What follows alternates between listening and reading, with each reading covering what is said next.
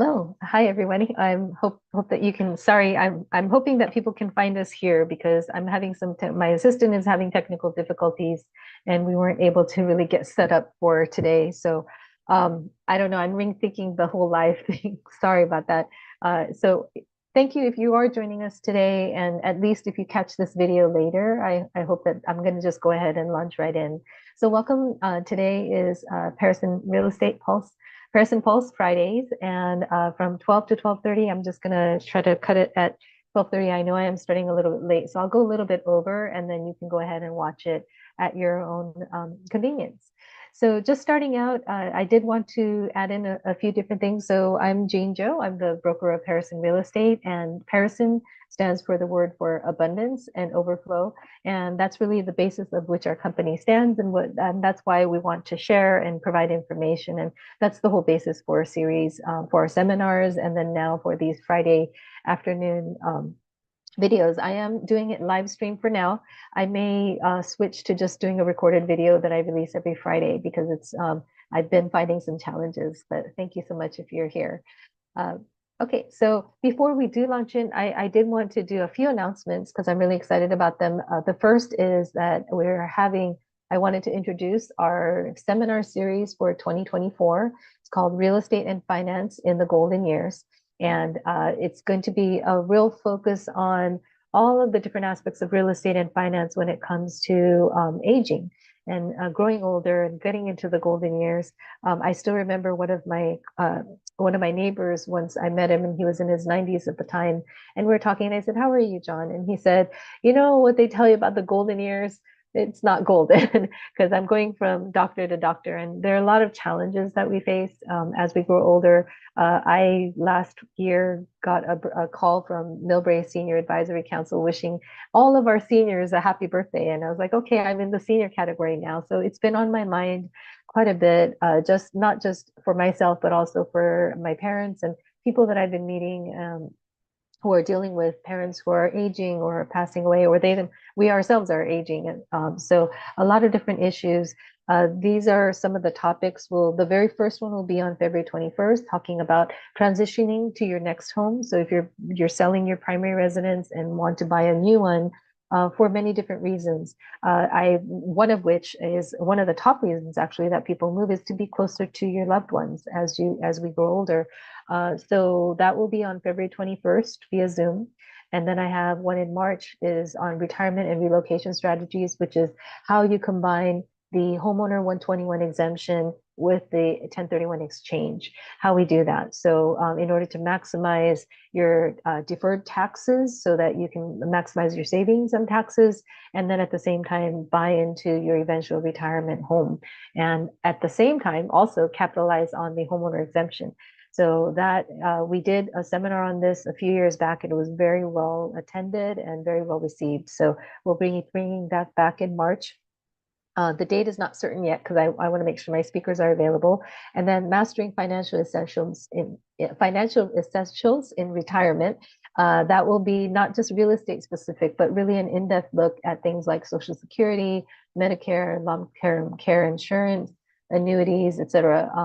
Required minimum distributions for 401k and IRAs, and then also investing wisely in the golden years. So maybe as we grow older, we want to invest a little bit differently, not so much in necessarily the stocks and bonds or even investment property, but being able to, what are some other options that people have out there, such as Delaware statutory trusts. In June, we'll be doing one on remodeling with remodeling options for aging in place, because many more people want to stay where they're familiar in their community and whatnot. And so what are the different adjustments that you can make to be able to stay in place? And then family matters in August. I'm really excited about this one, especially. The focus will be on family and caring for aging parents, helping your children care for you if you're aging, and all the healthcare and caregiving considerations, how that impacts even how you live, and handling trusts and accounts when our loved ones pass away. So there's a lot to unpack in that, and I'm really looking forward to that, even myself, just being able to learn so much from our speakers. And then in September, estate planning base, we'll be doing two sessions. One will be a basic one maybe a couple of different sessions on that, which is just the whole basic of why do you need a trust, the importance of having one, what's involved in a trust, et cetera. And then we'll do an advanced class in person, which will be talking about more different issues in consideration, making sure that you have everything settled so that it's going to avoid any lawsuits or hostility or different family situations that can exist. Really having and don't wait until September if you don't have a trust yet. Definitely, I would encourage you. You can reach out to me, and I'd be happy to send you a few resources for attorneys that you can talk to help you develop a trust. But I've been in one transaction recently where it's in the middle of a probate because there was not a trust in place, and it's been a difficult one.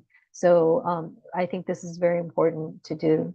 And then finally, I did want to, for the announcements, I wanted to talk about the shredding party, which is on May 11th from 10 a.m. to 1 p.m. at Mills High School in Millbrae. It is free as always. We will also have an e-waste shredding truck, e-waste recycling truck to take your electronic waste. And again, this is free of charge, but we do take donations to support Mills High School. So there is a QR code you can see on the screen. And if you scan that in, you have the chance to be able to register and just let us know that you're coming. Again, it's not, we do ask that you register, but it is, there's no payment that's necessary. You can donate online or you can just bring your donations when we go. So just to head into the heart of what I'm talking about today, I did want to bring your attention, if you haven't watched it, last week we had a video interview with Kirk Wagner, who is a senior structural engineer at Access Consulting. And he went through and gave some examples on there of things that he's been seeing with these HOA. It's not just balconies, but any elevated elements, which can include stairways. He gave an example, and this is a local one, where they had significant damage and it was impacting the safety. So he did have to report that to code enforcement. To the city's code enforcement. So if you haven't had a chance to watch that, highly recommend it because it's really enlightening to see, when we say balcony inspections, what does that mean? What does that entail? And what are they looking for?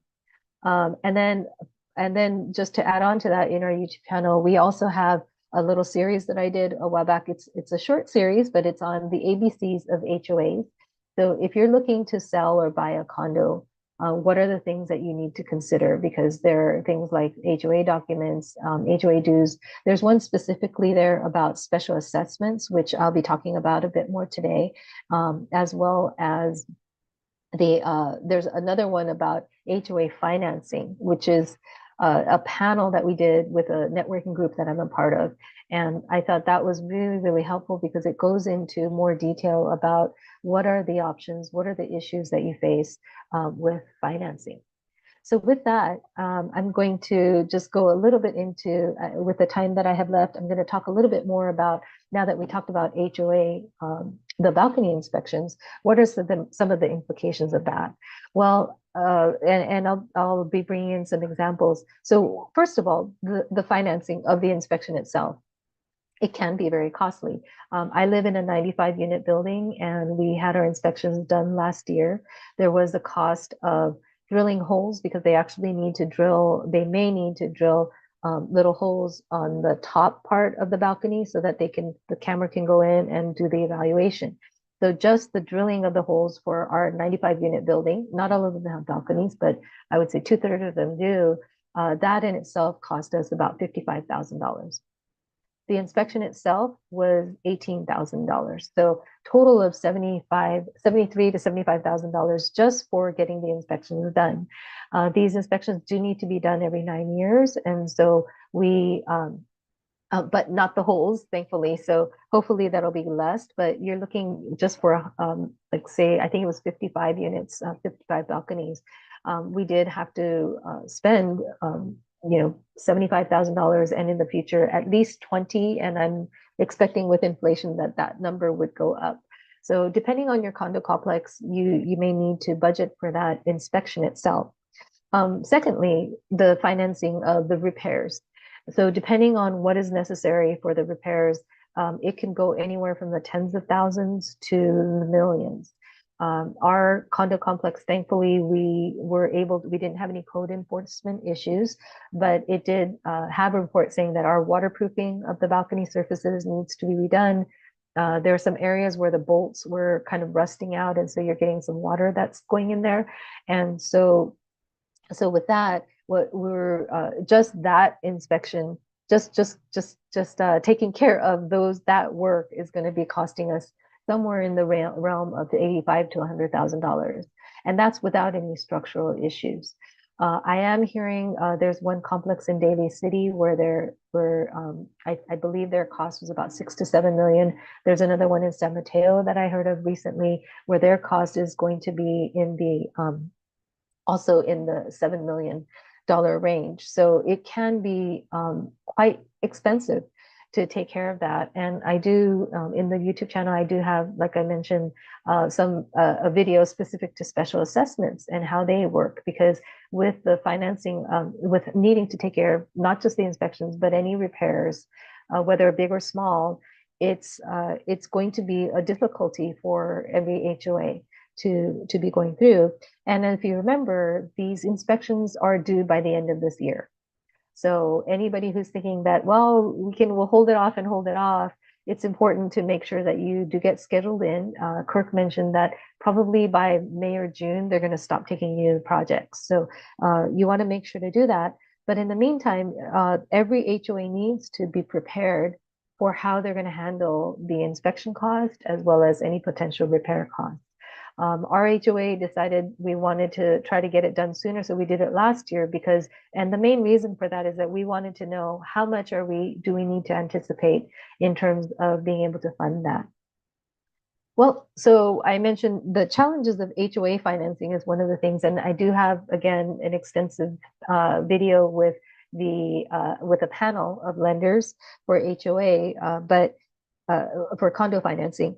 But one of the things that you need to keep in mind is, first of all, if you have to have repairs done, that you need to think about, is there going to be enough in the reserves? And there's a video that I have in the series about HOA reserves. They need to evaluate, every HOA needs to evaluate do they have enough to take care of those repairs. If they don't, then they may need to do a special assessment. Well, when you're when you're buying a condo with a loan, generally the standards are going to be according to what's called the Fannie Mae standards, because they want to make sure that most of the lenders want to make sure that they're going to be able to turn around and sell that loan to Fannie Mae. And there's a lot of detail behind that, but that's just the short and sweet of it. If you're going to do that, then they want to make sure that the loan will qualify for Fannie Mae standards. There's a questionnaire, and it's I believe, a 6-page questionnaire where they ask about a lot of details about the condo. One of the things that they do ask is if there is a special assessment, and if there is, they're going to want to know what it's for. So my condo association is actually going through a vote for a special assessment. Our stated purpose is to make sure that our reserves are sufficient, that they're strong, so that we can handle any possible maintenance and repairs that are needed. There are others that will say, if they have to do a $7 million, repair job, then they're looking at, and I heard from one of my colleagues just yesterday that their condo that she's listing in San Mateo, they're looking at a $77,000 special assessment per unit because they need to be able to handle those repairs. And that's going to be a difficulty because the lenders are going to see that and go, okay, you're doing a special assessment, what's it for? And if it's for any repairs that need to be made, then many of them are going to want to see that those repairs have not only been budgeted for, but that they've been completed. So that becomes a difficulty because if you can imagine, a $7 million project is going to take more than a couple months to do. You're looking at probably a multi-year project, or at least a year, multi-month project. And during that time, if the lenders are saying that they don't want a loan on that, that can be a huge difficulty to get financing. And then if you have a situation with condos where the buyer does need financing, they do need a loan, the majority of them do, then you're also getting to a place where that will impact the sale and the sale price. Can you even get any offers? Because a buyer is looking at, okay, there's a $77,000 special assessment. Is that going to be taken care of by the seller or the buyer? And on top of that, is my lender, am I even going to be able to get a loan? So that is an issue. The other thing that may come up is that they will ask, even if you have no special assessment done, there was a question on there that does ask, have you had a special assessment done in the last 3 years? And if that answer to that is yes, then you have a problem, because they will say, okay, I want to see the inspection report. So it could be any kind of structural inspection, it could be a fire inspection, whatever inspection that, and they're going to want to see that and be able to know that, okay, if there's any recommendations, if there's anything that needs to be repaired, has that been completed? And if you, and so I did hear of another condo situation, HOA, last year, where they had an issue because they were trying to sell the condo. The lender wanted to know, were there any inspections done? And there were repairs that were called out, but it takes a while to get the quotes even for those repairs. The inspection company doesn't just give you a quote. You actually have to go to a third party and get your quotes for the bids for constructing and doing those repairs. And the problem with that is that now it takes some time to get those quotes. It is very difficult to find contractors specific to HOAs, just because there are the residential contractors, the ones who do your single family homes or maybe the interior of a condo. They're not the ones who want to take on a big project like an HOA. The flip side of that, though, is that construction, commercial construction companies don't necessarily, it's not big enough for them. The HOAs, the condos are not big enough for them. They're looking at multi-property buildings and whatnot. And so that's going to be, that's going to be an issue for them, is that they want to, it's too small. So HOAs are too small for commercial construction. They're too big for residential construction. And so getting the bids can be very challenging, but the lender will want to see that bid is done. And in most cases, they'll want not only to see the bids, not only to see that you have enough money, but they also want to make sure that the work has been completed. And so that becomes problematic, right? As you can imagine, to be able to find a lender who is willing to take on that loan. I'll just give you an example of what happened. I recently assisted a client to purchase a home in an HOA, and they, sure enough, had done their balcony inspections already, and so that was provided to the lender, and the lender said no, that they would not lend on it. We were thankfully able to move that over to a different bank, and that bank was willing to take a look at it. We thankfully had even the bank president got involved and took a look at it and said, well, this doesn't look like it's, and in the report it actually says this does not, there are no safety or habitability issues involved with this. And then they just had recommendations for improvement. And so the whole idea was that this is more for maintenance, it's not for habitability. And we had to really pull a lot of strings. I contacted, actually, Kirk was the one who had done those inspections. And so he certified to the lender that, yes, this is not a safety or habitability issue. We were able to get the contractor to provide the bid for the repairs, and then to be able to show the budget for that HOA, to be able to show that they had enough reserves, enough funds to be able to cover those repairs to be done. And then again, the overarching idea was that this is for maintenance, it's not for safety and habitability.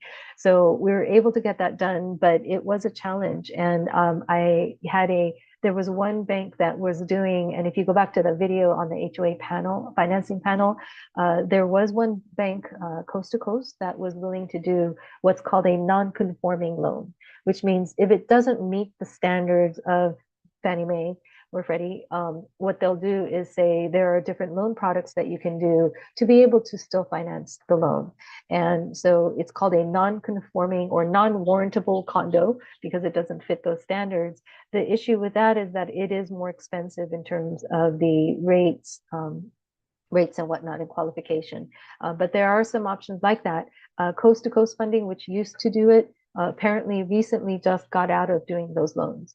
So and it is getting more and more challenging to be able to find banks that are willing to lend on that. So again, I would, if you are thinking about buying or selling a condo, be aware, make sure, first of all, have the balcony inspections been done? If they have been done, those reports can be made. You can request those reports and take a look at them, because and they should be provided in disclosures. And take a look at them and see what they say, because if they say that there's anything that needs to be repaired, you want to make sure that either it's addressed right away, or that you start looking at other options. So when it comes to purchasing, the HOA portion is part of what's called a loan contingency. So you want to make sure to keep the loan contingency in there, if only for the purpose of the HOA. For other purposes possibly as well, for just the loan itself. But even if as a buyer, you're well qualified, or if you're a seller and you're looking at the buyer's qualifications, even if they're well qualified in terms of their own finances, you have to look at each HOA case by case, because it is becoming a more increasingly difficult issue. So and that, who's going to take care of it? There's also, again, the special assessment. Who's going to take care of that? In most cases, we actually do have the sellers take care of the special assessment before it's transferred to the buyer. That's usually the cleanest way of dealing with it. Otherwise, you're also going to have to maybe have a lower price, which still, that means the seller in effect is kind of paying for that special assessment, because they're taking a reduced price. So either way, good to keep that in mind. If you're on an HOA board, definitely, if you haven't scheduled those inspections, I would really encourage you to do so. And, I'd be happy to talk to you about it, because I am on the board of my own HOA. And I'm happy to go through that process with you. And if the inspections come back, make sure that you read them, because initially you can feel like, well, if you don't have that multi-million-dollar repair habitability issue, we're clean. That's not necessarily the case, because the banks are getting very skittish. A lot of this has to do with the condo collapse in Florida that happened a few years ago. And then there was also a balcony of an apartment in Berkeley, not too far from us, that happened a couple of years ago as well. And so that is becoming an issue that will stay with us for a while. And you need to make sure that you're aware before you do anything. So I think that pretty much covers what I wanted to talk about today. Like I said, I do want to remind you that we do have other videos. I have the HOA series, as well as the panel, which includes the HOA financing panel, which I think was really helpful for you. And then with Kirk Wagner's interview last week, that was really great. So hope that you can join in for that. Next week, I'll be doing a little update, because we're now well into the month of February, and so I'll have January numbers for you, and I'll be doing a market update on that. And then any other topics that you'd like to hear, please reach out to me and let me know, because I'm happy to do that. I'll probably doing, I definitely want to have more speakers on to talk about. I'm planning to have a mortgage broker or a lender actually come on and talk about what's going on with the mortgage market, because we're seeing things things are active in terms of buyers coming in with more loan applications and looking to buy. And we're also seeing actually the pipeline of inventory that's building up. So we do have our 49er game, the Super Bowl, happening this Sunday. And so look for a lot of listings coming on after that, whether we win or lose, because people are holding many people are actually holding off just for that to be done, so that we can have good open houses. And yep. And so if you're a 49er fan, if you're in the area, you have to be a 49er fan. But we're rooting for our home team as much as possible. And again, I hope that you'll be able to join us for future Fridays. And sorry for any technical difficulties at the front. And finally, if you do know anybody who's looking to buy or sell real estate, please keep me in mind, and we'd love to be able to work with you and work with your contacts. Thank you very much, and have a great weekend.